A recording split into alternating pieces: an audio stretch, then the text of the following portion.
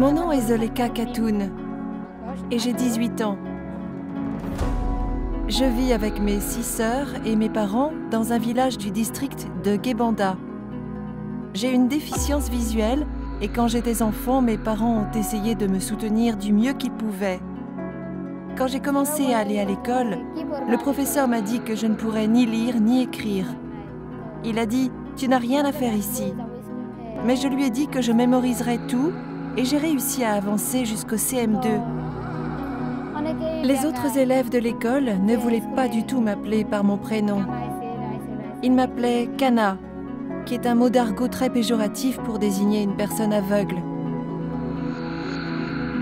Mes amis me disaient souvent que j'étais un fardeau lorsque je sortais avec eux. Ils ne voulaient pas m'aider à monter les marches, par exemple. Ils disaient « Eh, pourquoi tu veux venir avec nous? Tu vas juste nous attirer des ennuis. » Ils se comportaient très mal avec moi. Un groupe d'entraide avec 12 autres personnes et 2 d'entre nous ont suivi une formation. Grâce à cette formation, j'ai économisé de l'argent pour acheter des canetons, puis une fois qu'ils ont grandi, je les ai vendus et j'ai acheté une vache. À présent, ma famille gagne un peu d'argent grâce au lait que l'on vend. Avant, j'étais très timide et tranquille. Mais désormais, grâce à la formation, je n'ai plus peur de parler aux gens.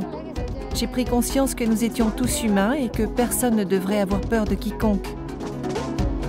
Nous avons suivi une formation sur nos droits en tant que personnes vivant avec un handicap.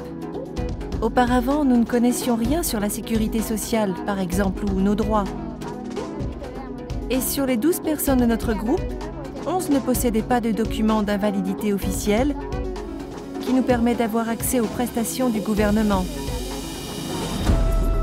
Nous avons rencontré le directeur adjoint du bureau du service social du district et il s'est finalement engagé à nous procurer cette carte.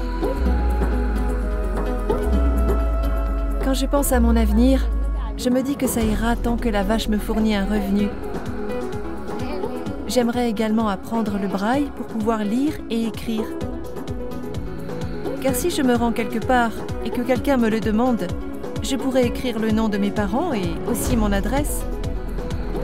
Je pourrais même avoir un travail de couturière ou sur un ordinateur. Y a-t-il une limite à ce que je pourrais faire ?